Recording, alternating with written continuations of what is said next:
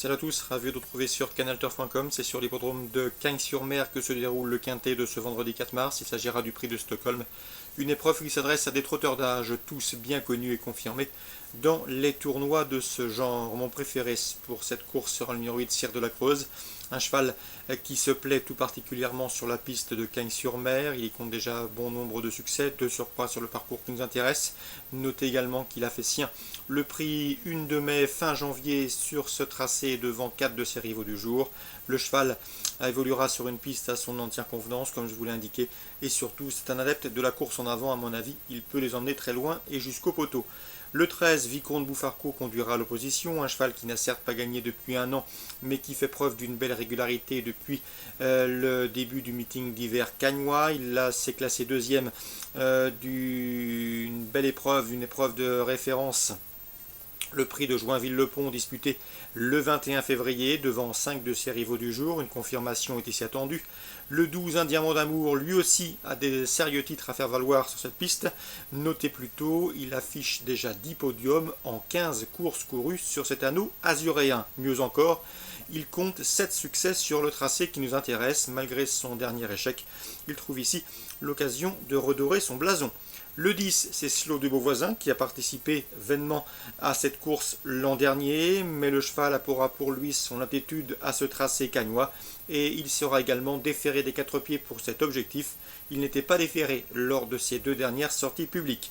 Le numéro 6, c'est Arras d'Amour, un cheval qui reste sur 2 places de 3e au niveau Quintet Plus, des quintets disputés sur ce tracé. Les prix 1 de mai et Grâce Ducal. Il sera de nouveau déféré des 4 pieds, à lui de confirmer. Le 3, c'est Ulf du Noyer. Le cheval est déjà double vainqueur de Quintet Plus. Il a ensuite été tenu écarté de la compétition pendant presque un an, mais il semble revenir au mieux, comme en atteste sa plaisante fin de course effectuée dernièrement. C'était dans le prix de Barcelone à l'occasion de ses premiers pas sur cette piste de Cagnes-sur-Mer. Je retiendrai en fin de combinaison le numéro 5, Une de Banne, qu'il ne faut pas juger sur ses derniers échecs, mais plutôt retenir et se garder à l'esprit sa bonne deuxième place obtenue dans le prix de la Côte d'Azur, épreuve toujours très convoitée en début de meeting à Cagnes.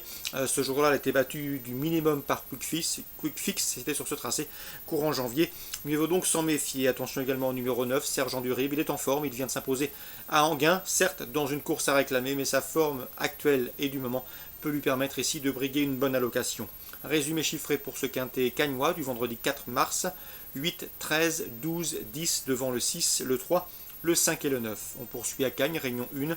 La troisième, je vous conseille surtout le 302 Venizio Bello. L'opposition est dans ses cordes et le cheval a effectué une course de rentrée profitable à Vincennes dernièrement. Il revient à Cagnes-sur-Mer animé de sérieuses prétentions. Yarmonis Konen n'est pas un homme affectueux de si longs déplacements à des fins touristiques. 302 Venizio Bello. Attention également à sa compagne d'entraînement, le 411 Cash Diva, qui a également effectué une course de rentrée à Vincennes et qui devra afficher des progrès. Il faut commencer à la suivre. Elle est en retard de gain à cette pouliche. Le 610 Boogie Boy me plaît beaucoup. J'ai bien aimé ces 2 places de deuxième enregistrées sur cette piste cagnoise courant janvier. Ici, l'opposition semble à sa portée et il serait imprudent de jouer contre le 610 Boogie Boy. La 7e avec une information concernant le 706 Duc de Castel. Le cheval a débuté sur cette piste. Il a été battu du minimum ce jour-là, le 27 janvier, sur ce tracé. De très bons débuts. Il n'a pas été revu depuis cette date du 27 janvier. À mon avis, dans ce lot, il peut parfaitement ouvrir son palmarès. C'est le 706 Duc de Castel, j'en ferai un coup de cœur. On lui posera surtout le 708 Dingue de Toi, qui a obtenu le même classement en débutant, deuxième, c'était sur l'hippodrome de hier, un cheval paré de la Casaque du Bois. 706, 708, la 6e 610, la 4e 411, la 3e 302. Petit mot également sur Deauville, 2 courses ciblées pour vous. La première, puisque j'ai pu m'entretenir avec Fabrice Fouché, je vous l'avais indiqué notamment avec Muretto qui courait cette semaine à Fontainebleau, eh bien il présentera ici Rêveur de Jade, l'un des fers de lance de son écurie. Rêveur de Jade a bien hiverné, il est bien au travail, il court bien sur sa fraîcheur, il évoluera sur une PSF à son entière convenance. Et son entraîneur ne serait donc pas surpris s'il venait à s'illustrer d'entrée de jeu. Donc mieux vaut l'inclure dans vos jumelés et trio. Ce sont 4 rêveurs de Jade. Bien sûr, il lui faudra se défaire des très en forme Zach Hall et Zach Hope, le 105 et le 102, lesquels ont l'avantage d'être en condition physique avancée. Ils ont participé au meeting de Cagnes-sur-Mer.